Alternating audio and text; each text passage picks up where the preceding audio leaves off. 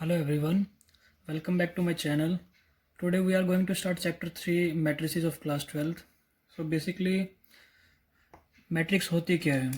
Matrix एक branch है mathematics की जो कि हम लीनियर इक्वेशंस में यूज़ करते हैं, लीनियर इक्वेशन में यूज़ करते हैं। कुछ पार्ट्स इसका इलेक्ट्रॉनिक्स में भी यूज़ होता है और बहुत सारी चीज़ें हैं जब ब्रांचेज हैं जहाँ पर ये चीज़ें यूज़ की जाती हैं। तो बेसिकली जो मैट्रिक्स का जो नोटेशन होता है वो नोटेशन ये होता है इसमें। अब इस नोटेशन के अंदर होता क्या क्या एलिमेंट्स होते हैं इसके अंदर। लाइक मैं लिखता हूँ जैसे कि 1 2 3 4। तो जो हॉरिजॉन्टल जो लाइंस हैं हमारी उनको हम बोलते हैं रो, और जो हमारी जो वर्टिकल्स लाइन है, लाइक कि मैं दोबारा इसको लिखता हूँ 1 2 3 4, तो जो वर्टिकल्स जो लाइंस हैं उनको हम बोलते हैं कॉलम। सो अब है क्या चीज़ें ये? Row is denoted by m in the matrix and column is denoted by the n। अब एक नेक्स्ट टॉपिक है इसका, ऑर्डर ऑफ द मैट्रिक्स, की उस मैट्रिक्स का ऑर्डर क्या होगा। बेसिकली ऑर्डर को हम डिफाइन करते हैं अगर देखा जाए तो m into n, where m is the number of rows and n is the number of columns. तो बेसिकली ये दो चीज़ें रहेंगी यहाँ पर। अब ऑर्डर में क्या है, लाइक फॉर एग्जांपल मैं यहाँ पे लिख रहा हूँ कि 1 2 3 4 5 6। How many rows there?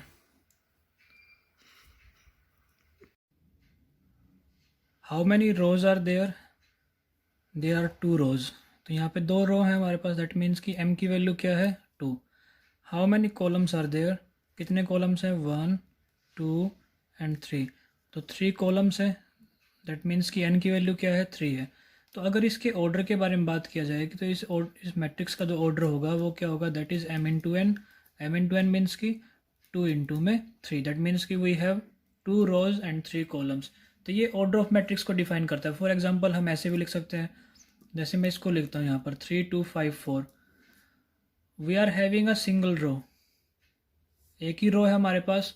तो एक ही रो है तो इसमें हम क्या करेंगे, 1 into how many columns are there 1 2 3 4, 4 columns are there. तो 1 इंटू 4 है, तो इसको हम क्या बोलेंगे, इसका ऑर्डर कितना हो गया हमारे पास 1 इंटू 4 हो गया। Now we will discuss about the types of the matrices, कि मैट्रिक्स की जो टाइप्स होती हैं वो क्या हैं। कुछ मैंने लिखा हुआ है यहाँ पे फ्लो चार्ट कि कॉलम मैट्रिक्स क्या होता है, रो मैट्रिक्स क्या होता है, स्क्वायर मैट्रिक्स क्या होता है, डायगोनल होता है, इसके बाद आपकी स्केलर भी आएगी, एक आइडेंटिटी मैट्रिक्स भी आएगी। तो अब हम एक वन बाय वन करते हैं इनको। तो सबसे पहले करते हैं कॉलम मैट्रिक्स क्या होता है। अब नाम से पता लग रहा है कि कॉलम, कॉलम मीन्स कि हमारे पास बस खाली जो है कॉलम मैट्रिक्स ही होगी। दैट मीन्स कि अगर हम इसको ऐसे लिखें 2 3 4, तो ये कॉलम मैट्रिक्स बन गई है। अगर सिर्फ रो के बारे में बात करें तो रो मैट्रिक्स किसको बोलेंगे, कि जैसे कि बस खाली जैसे 2 3 4 को हम ऐसे लिख दें तो ये रो मैट्रिक्स हो गई, तो सिंगल रो हो गई हमारे पास। स्केयर मैट्रिक्स क्या होती है, अब स्केयर नाम से पता लग रहा है कि square having all sides equal. All sides यहाँ पर साइड तो है नहीं, मैट्रिक्स के बारे में बात कर रहे हैं, तो यहाँ पर वो क्या होगा, या तो आपका ऑर्डर 2 बाय 2 का होगा। दैट मीन्स कि अगर हम बात कर रहे हैं कि जैसे 2 3 7 8, तो यहाँ पर 2 बाय 2 ऑर्डर है, या फिर एक 3 बाय 3 ऑर्डर की मैट्रिक्स हो, दैट मीन्स कि नंबर ऑफ रोज भी 3 हो आपके और कॉलम भी कितनी हो आपकी 3 है, तो उसको स्केयर बोलते हैं। तो स्केयर मैट्रिक्स होती है। नेक्स्ट है हमारी डायगोनल मैट्रिक्स। डायगोनल मैट्रिक्स में क्या होता है कि जितने भी एलिमेंट्स हैं, जैसे कि कोई भी है, लाइक मैं लिखता हूँ यहाँ पर कि 3 0 0 5। तो डायगोनल्स में क्या होते हैं कि अदर देन डायगोनल एलिमेंट्स, कि डायगोनल एलिमेंट को छोड़कर बाकी जितने भी एलिमेंट्स होंगे वो क्या होंगे आपके 0 होंगे, तो उसको हम बोलते हैं डायगोनल। तो वो कुछ भी हो सकती है, 2 बाय 2 की भी हो सकती है, 2 बाय 3 की भी हो सकती है। फिर हम बात करते हैं स्केलर मैट्रिक्स के बारे में। अब स्केलर मैट्रिक्स में क्या होता है कि बेसिकली इसको यूनिटरी मैट्रिक्स भी बोलते हैं। इसमें हम कुछ भी नंबर रखते हैं अपनी तरफ से, जैसे कि 1 या फिर 0 0 0 1 0 0 0 1। स्केलर मैट्रिक्स में होता है क्या है कि जो जितने भी डायगोनल्स एलिमेंट्स होते हैं, जो भी आपके डायगोनल के जो एलिमेंट्स होंगे वो सारे जो हैं आपके सेम होने चाहिए। अब सेम इन द सेंस 1 भी हो सकते हैं, सेम इन द सेंस मान लो कि 2 0 0 2 ये भी हो सकते हैं। तो ज़रूरी नहीं है कि -1 0 0 -1 ये भी हो सकता है। तो डायगोनल एलिमेंट सारे जो है वो सेम होंगे। अब जीरो मैट्रिक्स में क्या, नाम से पता लग रहा है कि zero matrix having all elements zero, either it is of 2 by 2 order और 3 by 3 ऑर्डर। तो अगर ये 3 by 3 ऑर्डर की है, 2 by 2 ऑर्डर की है, कुछ भी ऑर्डर की है, कि सारे एलिमेंट्स अगर जीरो होंगे तो उसको हम क्या बोलते हैं, जीरो मैट्रिक्स बोलते हैं। आइडेंटिटी मैट्रिक्स मोस्ट इंपॉर्टेंट, सबसे इंपॉर्टेंट आपके लिए यही है। आइडेंटिटी मैट्रिक्स का मीनिंग क्या है कि having diagonal elements equals to 1, like 1 0 0 1। और सबसे इंपॉर्टेंट चीज़ क्या है यहाँ पर कि हमेशा ये स्क्वायर मैट्रिक्स में काम करता है। स्क्वायर मैट्रिक्स का मीनिंग अभी बताया था आपको कि स्क्वायर मैट्रिक्स वो होती है जहाँ पर नंबर ऑफ रोज और नंबर ऑफ कॉलम्स क्या होते हैं, इक्वल होते हैं। तो इसका ऑर्डर कितना बनेगा आपका, 2 by 2 ऑर्डर है, सिंपल सी बात है। तो इसको डिनोट करते हैं आई से, आई से इसको डिनोट किया जाता है। लाइक अगर 3 by 3 की मैट्रिक्स है 1 0 0 0 1 0 0 0 1, तो ये क्या है, ये 3 by 3 ऑर्डर की जो है आइडेंटिटी मैट्रिक्स है, denoted by I. Next concept है equality of matrices.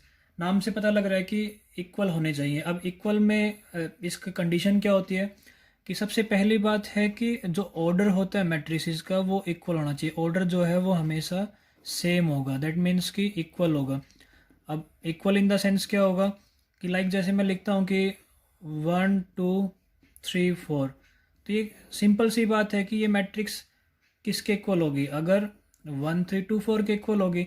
That means कि हैविंग कोरस्पॉन्डिंग एलिमेंट्स इक्वल, की इसकी एक ही कंडीशन होती है, अगर ऑर्डर इक्वल होगा, सेम होगा, तभी मैट्रिक्स इक्वल होती है, अदरवाइज नहीं होगी। अगर मैं ये लिखता हूँ, जैसे मैंने लिख दिया कि 1 2 3 4, और एक लाइन में मैंने लिख दिया यहाँ पर 1 2 3 4, तो क्या इसका ऑर्डर सेम है, ये ऑर्डर 2 by 2 है। यहाँ पर ऑर्डर क्या है, एक 1 रो है, 1 2 3 4 4 कॉलम है, तो क्या दोनों का ऑर्डर सेम है, नो। तो ये नॉट इक्वल हो गया। तो अगर ऑर्डर आपका सेम रहेगा तो कोरस्पॉन्डिंग एलिमेंट्स भी क्या रहेंगे, सेम रहेंगे। फॉर एग्जांपल एग्जाम में क्वेश्चन क्या आते हैं, 1 मार्क्स में भी आता है, 3 मार्क्स में भी आता है। तो जैसे क्वेश्चन क्या बनता है कि ये लिखा है, जैसे मान लो कि x प्लस जेड या फिर y और समथिंग कुछ t लिखा हुआ है। तो यहाँ पे लिखा है ऐसे कि 3 5 2 और 1। तो इक्वल मैट्रिक्स है तो कॉरस्पॉन्डिंग एलिमेंट्स है कि बेसिकली इक्वल होंगे। तो x की वैल्यू क्या बन रही है, 3 बन रही है। x प्लस जेड की वैल्यू कितनी आ रही है आपके पास, 2 है, बट हम तो x की वैल्यू निकाल चुके हैं ना। x की वैल्यू क्या निकाली है, 3 निकाल चुके हैं। तो what is the value of z, 2 - 3, z is equals to -1। तो y किसके इक्वल होगा, 5 के इक्वल होगा, और t किसके इक्वल होगा, 1 के इक्वल होगा। तो इक्वालिटी ऑफ मैट्रिक्स में मस्ट जो कंडीशन है कि एक तो ऑर्डर जो है वो सेम होना चाहिए, दूसरी बात ऑर्डर सेम होने के बाद कॉरस्पॉन्डिंग एलिमेंट्स जो होते हैं मैट्रिसेस के, दे आर ऑल्सो इक्वल, कि वो भी बिल्कुल आपके इक्वल ही होने चाहिए। अब हम 3.1 एक्सरसाइज स्टार्ट करने जा रहे हैं। बेसिकली कुछ है नहीं, इजी है। तो ए मैट्रिक्स आपको दी है 2 5 19 -7 लाइक दिस, आपको पूरे नंबर दे रखे हैं। तो आपको सबसे पहला पार्ट क्या बोला है उसने कि ऑर्डर ऑफ मैट्रिक्स बताना है। तो ऑर्डर ऑफ मैट्रिक्स अभी हमने डिस्कस किया है कि m × n, तो आपको काउंट करना है कि कितनी रोज हैं यहाँ पर। तो 1 2 3, having 3 rows, how many columns are there, 1 2 3 4। So the order of the matrix is 3 by 4। The number of elements, अब नंबर ऑफ एलिमेंट्स में देखो आपको काउंट कर लेना वैसे, नहीं तो आप ऑर्डर ऑफ मैट्रिक्स को मल्टीप्लाई करोगे तब भी आपको नंबर ऑफ एलिमेंट्स पता। 3 4 का कितना होता है, 12। अगर आप काउंट भी कर लो वैसे 1 2 3 4 5 6 7 8 9 10 11 12, तो राइट। तो थर्ड पार्ट क्या है, A13। अब मीनिंग क्या देखो यहाँ पर A13। तो अगर मैं इसके बारे में डिस्कस करूँ, A13 के बारे में डिटेल में डिस्कस करें इसके बारे में, तो इसका मतलब ये है कि फर्स्ट नंबर रो को शो करता है, सेकंड नंबर कॉलम को शो करता है। तो फर्स्ट रो का थर्ड एलिमेंट कौन सा होगा, ये इसके बारे में बात कर रहा है। मतलब कि फर्स्ट रो थर्ड एलिमेंट कि पहली रो का थर्ड एलिमेंट कौन सा है। तो पहली रो का थर्ड एलिमेंट अब कौन सी है, देखो ये फर्स्ट रो है, ये सेकंड, तो फर्स्ट रो का थर्ड एलिमेंट कौन है, 19 है। तो इसका मतलब है कि जो A3 की जो वैल्यू आ गई वो 19 आ गई है। अब A21 second row first element, तो सेकंड रो फर्स्ट एलिमेंट क्या है हमारे पास, -35 है। क्या है, -35 है। नेक्स्ट के बारे में बात करें, A33 third row third element, third row third element कौन सा आ गया, -5 आ गया, ठीक है। A24 दैट मीन्स कि second row fourth element, second row 1 2 3 4 fourth element क्या है, 12 है। A23 second row third element, second row third element, so what is the value of A23, that is 5/2। तो सिंपल है। तो हमें एलिमेंट्स के बारे में डिनोट करना था। बेसिकली क्या है, अब इसकी एक्सटेंडेड फॉर्म बन जाती है जो हमने अभी डिस्कस नहीं करी वैसे। तो ये बनती है AIJ। तो आई तो क्या किसको शो करता है, रो के नंबर को शो करेगा, और जे किसको शो करेगा, कॉलम को शो करेगा। तो अब नेक्स्ट क्वेश्चन के बारे में बात करें। If A matrix has 24 element, अगर एक मैट्रिक्स में 24 एलिमेंट है, ठीक है, तो what are the possible order it can have, उसके ऑर्डर कितने हो सकते हैं। What if it has 13 element, कि अगर 13 एलिमेंट होंगे तो फिर क्या ऑर्डर बनेंगे। देखो पहले वो बात कर रहा है 24 एलिमेंट्स की। अभी मैंने डिस्कस किया था कि आप अगर ऑर्डर को मल्टीप्लाई कर दोगे तो आपको नंबर ऑफ एलिमेंट्स मिल जाएंगे।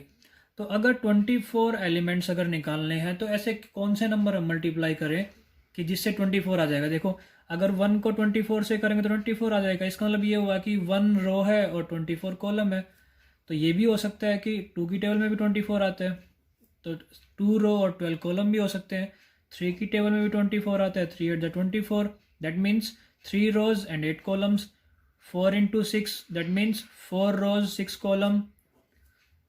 नाउ अगेन अब इसके बाद क्या है, 5 में तो नहीं आएगा, 6 में आएगा। 6 into 4, फिर क्या आ जाएगा आपका 8 into 3, फिर क्या होगा 12 into 2, फिर क्या हो जाएगा आपका ऐसे ही, तो 24 into 1 लास्ट ये बनेगा आपका।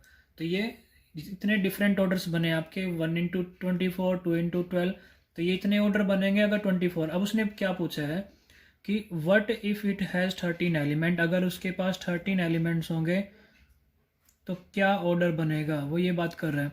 तो क्या ऑर्डर बनेगा, थोड़ा आइडिया लगाओ। तो 13 किसकी टेबल में आता है, 1 की टेबल में भी आता है, और प्राइम नंबर है वैसे भी। तो एक ऑर्डर क्या बनेगा, 1 into 13, और एक ऑर्डर क्या बनेगा आपका 13 into 1। इसका मतलब क्या हुआ कि एक रो होगी तो 13 कॉलम होंगे, अगर 13 रो होंगी तो एक कॉलम बनेगा। तो ये 13 एलिमेंट्स की जो है वो जो है आपका ऑर्डर बन जाएगा। ओके, तो अब हमें 2x2 की मैट्रिक्स बनानी है एक, जो कि हमें दे रखा है कि A = AIJ whose elements are given by. अब ये क्वेश्चन है हमारे पास। अब 2x2 की मैट्रिक्स बनानी है। देखो सबसे पहले मैं 2x2 की कंस्ट्रक्ट कर लेता हूँ। 2x2 का कंस्ट्रक्ट करने का मतलब ये है कि उसके अंदर जो है टोटल एलिमेंट्स कितने होंगे आपके, 4 एलिमेंट्स होंगे। तो 4 एलिमेंट्स कैसे होंगे कि फर्स्ट एलिमेंट तो क्या बनेगा, A11 A12, और दूसरा क्या है A21 A22। तो देखो 2 रो हो गई और 2 कॉलम हो गए आपके। तो 2x2 मैट्रिक्स बन गई। तो अब हमें इसकी वैल्यू निकालनी है। तो A11, तो इसका मतलब क्या हुआ, देखो उसने हमें क्या गिवन है, हमें गिवन है कि AIJ। तो AIJ क्या गिवन है, I+J/2, और I+J का स्क्वायर है। तो इसका मतलब ये हुआ कि हमें I को भी 1 पुट करना है और J को भी 1 पुट करना है। तो अगर पुट करेंगे तो जो 1 जो एलिमेंट बनेगा वो क्या बनेगा, 1 + 1 का स्क्वायर। 1 + 1 जो है वो 2 हो जाएगा, तो 2 का स्क्वायर 4, 4/2, तो 2 आ गया। ऐसे ही 1 2 की वैल्यू निकालते हैं, दैट मीन्स कि I की वैल्यू 1 और J की वैल्यू 2। तो 1 + में 2 होल स्क्वायर डिवाइड 2, 3 का स्क्वायर 9/2। अब क्या है 2 1 निकालते हैं। 2 का इसका मतलब क्या हुआ, I की वैल्यू 2 और J की वैल्यू 1। तो वहाँ पुट करते हैं, तो I की वैल्यू 2, J की वैल्यू 1, इसका स्क्वायर डिवाइड 2, 2 और 1 3, 3 का स्क्वायर 9, 9/2, और लास्ट एलिमेंट क्या है 2 2। दैट मीन्स कि I की वैल्यू 2 और J की वैल्यू 2। तो 2 + 2 होल स्क्वायर डिवाइड 2, 2 + 2 का स्क्वायर 4, 4 का स्क्वायर 16 डिवाइड बाय 2, और ये कितना आ गया आपका 8 आ गया। तो जो मैट्रिक्स जो बनी है हमारी वो बनी है A11 एलिमेंट क्या निकला हमारा 2, ये कितना निकला A12 9/2, A21 9/2 और A22 8। तो ये हमारी 2/2 की मैट्रिक्स बन गई है। अब एक नेक्स्ट पार्ट और देखते हैं उसके बारे में, अब आपको अच्छे से समझ में आ जाएगा। A दे रखा है आपको I/J, 2/2 की मैट्रिक्स है। देखो दोबारा फिर एक्सप्लेन कर रहा हूँ मैं। 2/2 की मैट्रिक्स का मतलब क्या है कि 2 ही रो होंगी और 2 ही कॉलम होंगे। इसका मतलब है कि 2 ही रो होंगे और 2 ही कॉलम होंगे। तो मैक्सिमम है, मैक्सिमम एलिमेंट भी जो है वो कितने जाएंगे, इसी में जाएंगे। तो ये 4 एलिमेंट्स बनेंगे। तो इन 4 एलिमेंट्स का नाम क्या बनेगा ये बताया भी आपको, A11, A12, A21, A22। तो अब बात करते हैं इसके पहले एलिमेंट के बारे में, A11। इसका मतलब है कि I की वैल्यू 1 और J की वैल्यू 1, तो 1/1 दैट इज़ 1। तो फिर बात करते हैं सेकंड एलिमेंट के बारे में, दैट इज़ A12। तो I की वैल्यू 1, J की वैल्यू 2, तो कितना हो जाएगा 1/2, सिंपल। तो नेक्स्ट एलिमेंट क्या है A21। तो A21 की वैल्यू क्या बनेगी, I की वैल्यू 2 और J की वैल्यू 1, तो 2/1 दैट इज़ 2। और लास्ट एलिमेंट क्या है A22। तो A22 का मतलब क्या हुआ कि I की वैल्यू भी 2 और J की वैल्यू भी 2, तो कैंसिल करेंगे तो कितना आएगा 1 आएगा। तो अब हमारे पास क्या था, हमारे पास था A11, A12, A21, A22। तो ये मैट्रिक्स थी। तो नंबर कौन कौन से आए हमारे पास, नंबर आया है 1, 1/2, 2 और 1। ये हमारी कितने की मैट्रिक्स बनी है, 2/2 की मैट्रिक्स बनी है, जिसमें जो है 4 एलिमेंट्स है। तो ये NCERT क्वेश्चन है हमारा ये। तो आई होप कि आपको ये समझ में आ गया होगा। Now question number 6, find the values of x, y and z from the following equations. आपको इक्वेशंस दे रखी है। अब देखो ये बीच में इक्वल का साइन लगा हुआ है, दैट मीन्स कि both matrix are the equal. तो इक्वल मैट्रिक्स में मैंने एक बात बताई थी कि एक तो फर्स्ट कंडीशन तो यही है कि ऑर्डर इक्वल होगा। ऑब्वियस सी बात है, अगर ऑर्डर इक्वल होगा तभी इन्होंने इक्वल बोला है इसके बारे में। सेकंड थिंग ये है कि कॉरस्पॉन्डिंग एलिमेंट्स आर इक्वल, तो कॉरस्पॉन्डिंग एलिमेंट्स को इक्वल करेंगे। So 4 equals to y, simple सी बात है। दूसरी बात 3 equals to z, x equals to 1, और ये 5 इक्वल्स टू 5 तो दिखाई दे रहा है वैसे भी। तो what is the value of x, y and z, x value is 1, z y value is 4 and z value is 3, simple. तो नेक्स्ट के बारे में बात करें अभी। अब फिर मैट्रिक्स का ऑर्डर तो बिल्कुल ऑब्वियस सी बात है इक्वल ही है, क्योंकि इसमें कितनी रोज हैं, 3 रो हैं और 1 कॉलम है, और 3 इसमें रो है और 1 कॉलम है। तो आपको ये चेक करने की जरूरत भी नहीं है, वैसे भी अगर इक्वल दिया होगा तो वो कंडीशन को सेटिस्फाई करके ही देते हैं। अब इसमें क्या है, corresponding elements equal, that means कि x plus y plus z is equals to 9, first thing. Second is x plus z equals to 5, y plus z equals to 7। Corresponding element equal हो गया, सिंपल है। तो अब अगर मैं इस x plus Z को यहाँ वैल्यू अगर इसकी सब्स्टिट्यूट कर दूंगा, तो x और z को एलिमिनेट कर दें यहाँ से, तो y प्लस में x और z की वैल्यू क्या है 5 है, सिंपल सी बात है। तो y की वैल्यू क्या निकल जाएगी, 9 माइनस में 5 दैट इज 4। अब y की वैल्यू 4 आ गई है, तो y की वैल्यू 4 आ गई है, तो y की वैल्यू 4, इन दोनों इक्वेशन में y यहाँ पर है। तो अगर y की वैल्यू अगर 4 पुट कर दें तो क्या वैल्यू निकलेगी z की, 7 माइनस में 4, z की वैल्यू 3 आ गई है। अब z तो यहाँ पर भी है, तो z की वैल्यू अगर 3 यहाँ पुट करेंगे तो x प्लस में 3 इक्वल्स टू 5, तो x की वैल्यू क्या आएगी 2 आएगी। तो वैल्यूज फाइंड आउट हो गई। तो x की वैल्यू आई 2, y की वैल्यू आ गई 4 एंड z की वैल्यू आ गई है 3। सिंपल है कि आप कोरस्पॉन्डिंग एलिमेंट्स को इक्वल करो, मैंने पहले भी डिस्कस किया इसके बारे में। और कोरस्पॉन्डिंग एलिमेंट्स को जैसे ही इक्वल करोगे तो थोड़ा बहुत आपको अरेंजमेंट करना पड़ेगा, अरेंजमेंट करने के बाद आपका आंसर जो है वो आ जाएगा। Now last and final question of the exercise, the number of, आपको पॉसिबल केसेस बताने मैट्रिक्स का कि ऑर्डर 3/3 है विद ईच एंट्री 0 और 1, कि आपको पॉसिबल मैट्रिक्स बतानी है कितने नंबर बनेंगे कि अगर 3/3 की, अच्छा सबसे पहले बात करें 3/3 की मैट्रिक्स के बारे में। तो 3/3 की मैट्रिक्स में सिंपल सी बात है कि 3 3 9, 9 एलिमेंट्स होंगे। तो 1 2 3 4 5 6 7 8 9, 3 रो 3 कॉलम, 3/3 बन गई है, ठीक है। तो उसने बोला क्या है कि विद ईच एंट्री 0 और 1, की हर एक एंट्री पे जो है या तो 0 लिखा होगा या 1 लिखा होगा। क्लास 11 के परमुटेशन पे आ जाओ, अगर आपको याद है तो अगर एक प्लेस को अगर 2 नंबर पे फिल करना है तो यहाँ पर भी कोई 2 में से कोई एक नंबर आ सकता है। 2 का मीनिंग क्या हुआ, द नंबर ऑफ अरेंजमेंट 0 और 1, कि आप 0 और 1 में से कौन सा अरेंजमेंट यहाँ फिक्स करोगे। तो 2 नंबर में से यहाँ पर भी आ सकता है, 2 में से यहाँ पर भी आ सकता है। तो टोटल आपको जो नंबर्स है आपके यहाँ पर वो कितने हैं। तो अगर आप 2 इंटू 2 इंटू 2 9 टाइम अगर ऐड करोगे, सॉरी मल्टीप्लाई करोगे, दैट मीन्स कि 2⁻9। तो 2⁻9 जो है ऑब्वियस सी बात है कि that will be equals to 512। Calculation करोगे तो आपको अपने आप आंसर मिल जाएगा। तो ये 512 है। तो आई होप कि आपको ये सब कुछ समझ में आ गया होगा। बिल्कुल सिंपल